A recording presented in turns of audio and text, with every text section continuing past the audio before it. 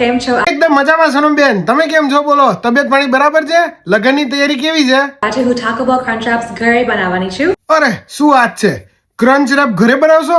આવું કરશો તો ટાકો બેલ તો ઉઠી જશે બેન. પહેલા એક નાનું કટ મારો. નાનું કટ નહીં બેન, એ તો ક્રિકેટમાં મારવાની હોય કટ. આ તો આપણું ખાવાનું છે, એમ કહેવાનું નાનો ચીરો પાડો અથવા નાનું કાપો. આપેલું ચીઝ લે, ચીઝ કાપે કેવી રીતે બેન, અમને બતાય. એ તો છીણેલી કહેવાય. કાપવાના તો ટામેટા હોય, જે તમે પછી કહો છો ને. અને ટામેટા.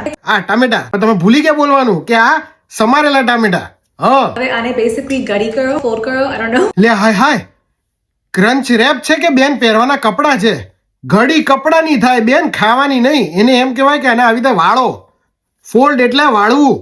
કપડા નહીં વળાય પણ ઘડી કપડાની પડે, ખાવાની ના થાય ઘડી. એને એમ કહેવાનું કે આને આવી રીતે વાળો.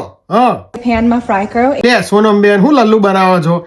ફ્રાય કરવા માટે તો તેલ જોઈએ, એ તો છે જ નહીં આમાં. એમ કહેવાનું કે તેલમાં થોડું શેકો બંને બાજુ. ફ્રાય કરીને લોકોના મગજ ફ્રાય ના કરો બેન. હો, પહેલો બાઈટ ટાકો બેલ સોસ સાથે. હાય હાય, ઘોર પાપ કરી નાખ્યું.